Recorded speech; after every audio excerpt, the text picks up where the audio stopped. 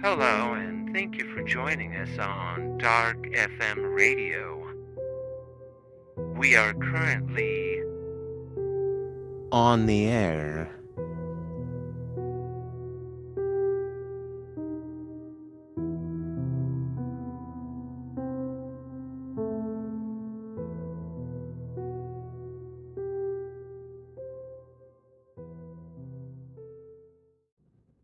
The Dixie standards are coming thick and fast now. Here's the Bridge City Jazzmen's version of another favorite, Jada.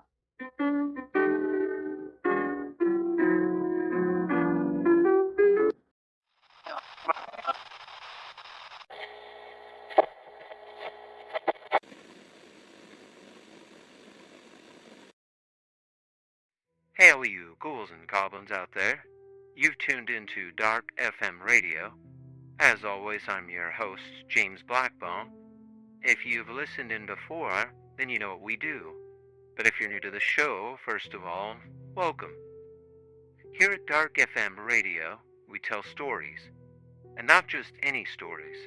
First-hand accounts of unexplainable and creepy experiences. Anonymous emails and letters from regular people who claim to have witnessed or experienced something from either the supernatural, maybe some sort of strange or dark encounter, or just an overall terrifying experience. Tonight we have a few spine-tingling stories that are bound to get under your skin. So, sit back, relax, turn out the lights, and join us.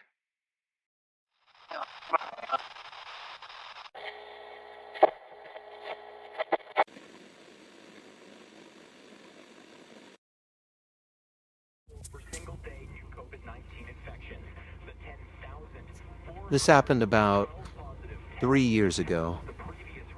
I'm a traveling salesman and I sell office equipment to large companies in bulk. I had a deal going down in Las Vegas, Nevada that I had to get signed, and at the time I was in Idaho, so I started to head south. I was cruising through the Nevada desert, just relaxing, listening to a podcast with the window down, and I heard a strange noise coming from underneath my car. At first, I really didn't think much of it, just kind of ignored it, but the sound grew louder and louder. Finally, I pulled over to the side of the road to take a look and see what was going on. I got out, circled around my car, and I noticed one of my tires was leaking air. It was really strange because it kind of just happened randomly. I didn't see any screws or anything sticking out of the tire. It just started losing air, and suddenly, within a few minutes, it was completely flat. Well, this was really frustrating, but I was out in the Nevada desert. It was kind of late, about 8:30, so the sun was just teetering on the horizon, so it wasn't very hot. I decided the best thing to do would just be to go ahead and change the tire. I opened up the trunk, and sure enough, the spare tire was in there. But my heart sank when I realized the jack was missing. The spot where the jack had normally been was empty, which was very strange because before I started the long drive, I did a quick check to make sure I had everything I needed, and that included the jack. The jack was in the trunk. But regardless, it wasn't there now, so not much I can do. I pulled out my phone and took a quick look at my service, and, well, thank God I had 1 bar of service. Not much, but it was enough to get a phone call out. I got a hold of the local AAA, and they said that they'd be sending somebody out to either fix my tire or to give me a tow. I was still about 3 hours from Las Vegas, and they told me the soonest they could get somebody out would be about 2 to 3 hours, so That was kind of a bummer, but I figured, well, what else am I gonna do? So I got back in my car and I figured I'd just relax, I suppose. Nothing else to do. I'm out in the middle of nowhere. The sun started to go down, and as it got darker, I noticed up ahead there was a light. It was at first faint because it was kind of bright outside, but once 9:30 rolled around, the light got really bright. The sun had gone down and I could see clearly up ahead there was a bright light. Well, I had a few hours to kill, so I thought, what the hell, I'm gonna go take a look. Could be a gas station, I could get some water or something to eat. Well, I jumped out of the car, walked for about 10 minutes, and sure enough, there it was. Well, it wasn't a gas station, but it was a diner, just kind of out in the middle of nowhere. I thought it was kind of peculiar being way out here, but I wasn't going to complain. I walked in, and the bell rang as I opened the old rusty door.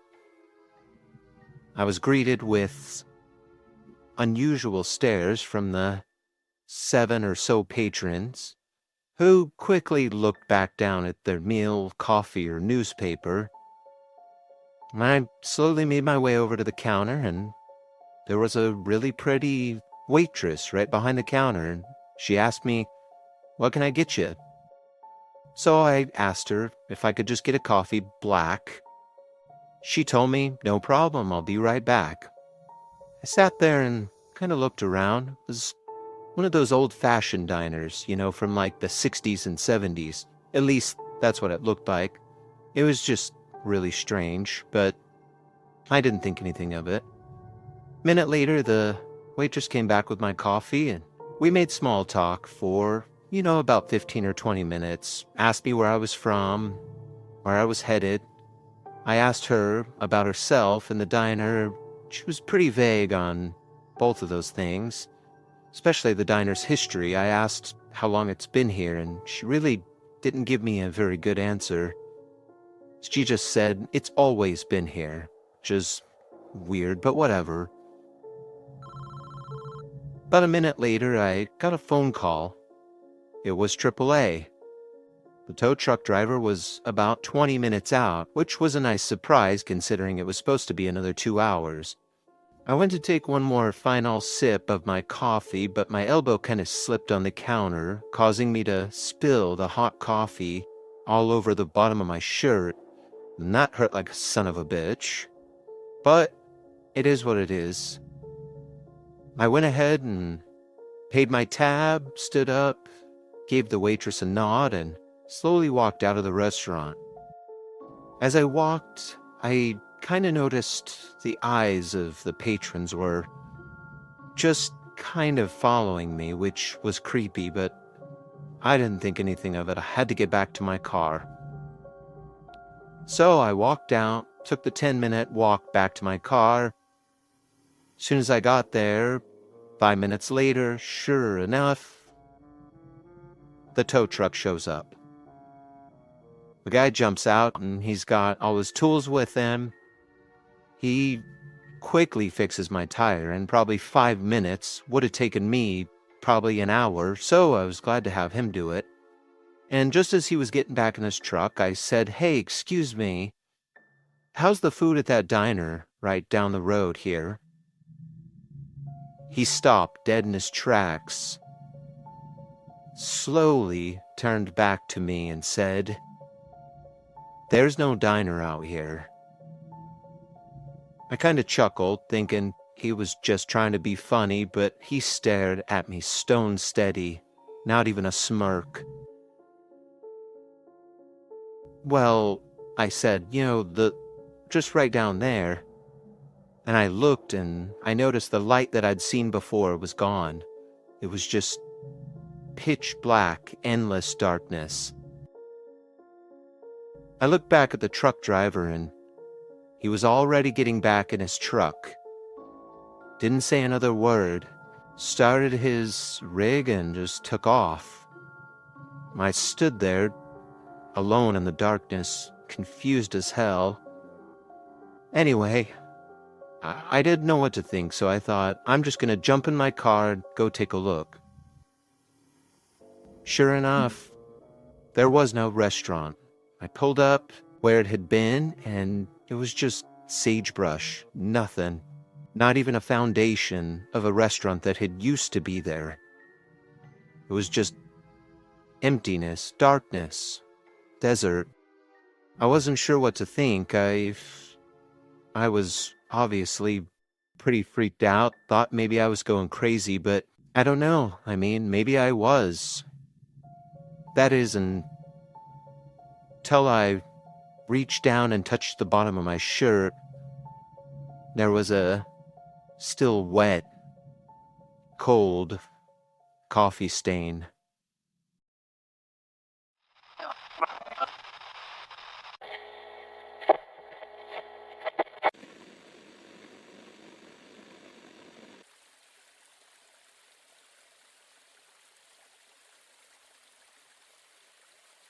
My name is David, and I'm a senior park ranger who recently retired after dedicating 20 years of service to one of the most beautiful pieces of land. It was the perfect job for me, hence why I stayed so long, and most days on the clock felt like a walk in the park, no pun intended. However, during my second to last year working in the park, I experienced what I believe was a ghost leading me to his body. I was driving around on a work ATV as dusk approached, ensuring tourists and hikers knew that the park was closing soon and informing any campers that it was time to return to their designated campsites. While doing this, I noticed some belongings left behind in the forest off trail. I drove the ATV into the woods, following the discarded items tossed like litter and collecting them. I picked up a sleeping bag, a wool hat, a book, and stuff of that sort, all of which were molded and seemingly left behind years ago. I thought it was strange no one had come and collected these trashed items sooner, then remembered how vast the park was. It'd be easy to miss something like this. Once I managed the mess and was ready to return to the trail, the ATV wouldn't start. It had died entirely, which surprised me. It was less than a year old. I called for someone to pick me up, and my colleague said it would be an hour until they could reach me since I was so far off from the main cabin.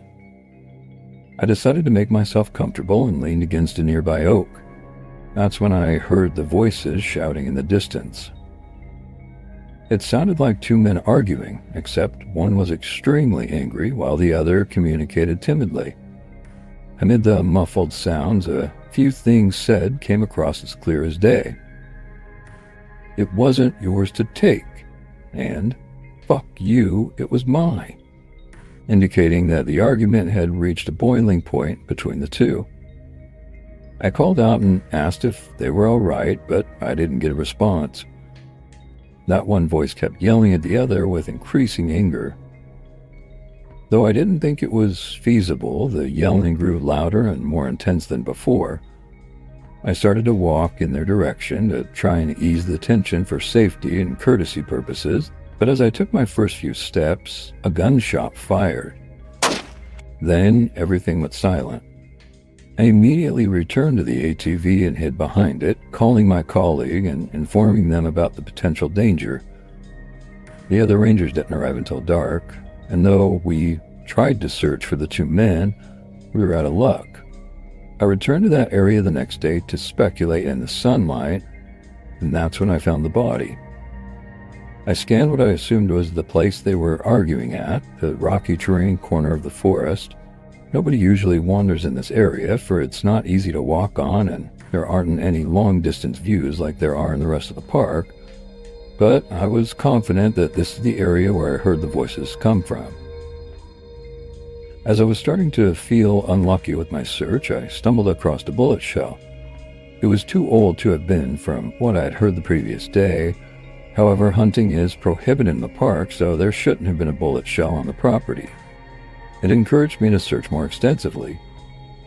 About 20 feet from the bullet was a white object revealing itself from a crevice between two large rocks. It was thin, lanky, and sharp-looking. Having never seen anything like that before, I approached it. The closer I got, the more I realized the park I've been patrolling for so long isn't exactly what I thought it to be. It holds dark secrets. The white object was a skeletal foot.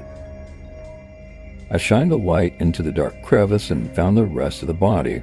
The skeleton was wrapped in old, moldy, matted men's clothing, but that one foot that caught my attention was missing a boot. The autopsy reports declared that the man had died from a gunshot wound to the skull. They estimated his date of death to be 40 years before I found the remains. The park was then closed to the public for widespread investigation around the land. We didn't find any additional human remains or evidence of other deaths, which leads me to believe the skeleton I saw belonged to one of the men I heard arguing. It's really the only honest explanation that I can come up with.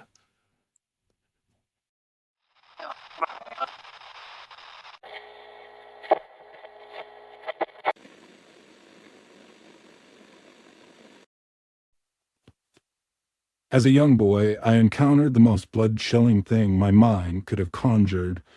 It took place in the bathroom of my parents' home during New Year's Eve, and though this encounter alone was challenging for me to wrap my head around, it grew stranger once I met my wife 16 years later. As I said, it took place during a holiday. There weren't many people at the house to celebrate, just my parents, younger sister, and myself. We baked cookies, played card games, and had a laid-back, family-oriented evening. As we sat around the television, waiting for the ball to drop, I spilled chocolate fondue on myself. My parents weren't frustrated by this mistake, but rushed me to wash off quickly so I could return in time for the countdown.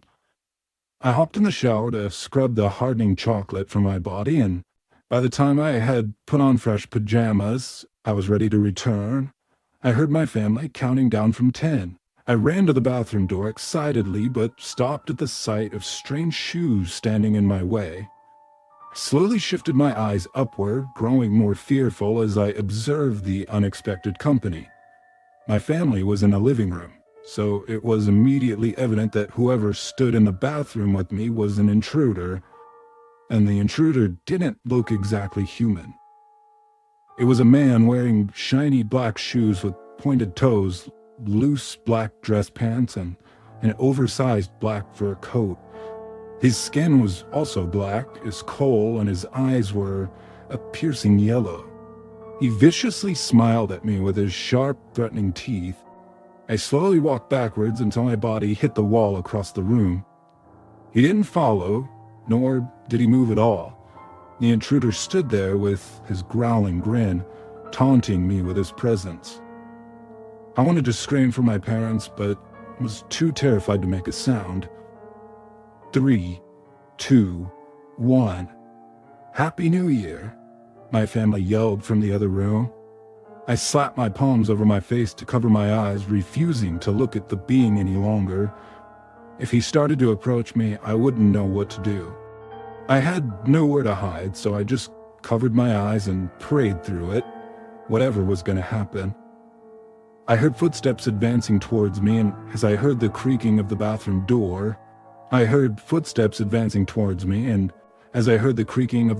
door, swinging open, I screamed. "Jared," my mother shouted as she entered the room. "Honey, what are you doing in here?" I hesitantly opened my eyes and saw her standing in the doorway with a look of concern. I scanned the room expecting the man to still be there, but he was gone. "Are you okay?" she asked me again. I ran out of the bathroom and threw myself onto the couch beside my father, hiding underneath a blanket. Though I should have informed my parents about what I'd seen, I didn't. I remained mute for the remainder of the evening and barely talked for the following few days. I was scared that no one would believe me, but I was even more startled by the fact that that being existed and was in our home. I met my wife Rachel in my early 20s. We instantly connected, and I knew something was special about our bond from the start, something I couldn't pinpoint. While lying in the bed together one night, we opened up about our past and allowed ourselves to be more vulnerable than ever. While doing this, I warned her that she might find me crazy for what I was about to share, then explained my encounter about the strange man in the bathroom on New Year's. She shot up in bed and stared at me as I described his appearance in great detail. "I know it sounds crazy," I began to say. She instantly interrupted me by saying I'm not crazy, but something else about the story is. It's the fact that she saw the same man in her parents' house on New Year's Eve when she was 6 years old. I'm 3 years older than Rachel, and I was 9 when I saw that thing. According to that simple math, Rachel and I saw the same man on the same night. She lived in Nebraska at the time, and I was in Mississippi. Somehow this entity revealed itself to us on the same evening while we were across the country from one another. Again, I could tell there was something special about our connection, but I never could have guessed that this would be it.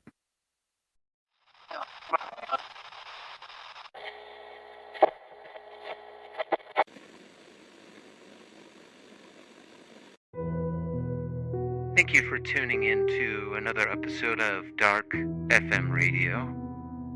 Credit our source for these stories, Unexplainable Happenings, Chilling True Stories by Tom Lyons and Autumn Barnes. You can find that on Kindle. Be sure to like and subscribe wherever you get your podcasts. It truly does help us. Thank you again for tuning into Dark FM Radio. Good night.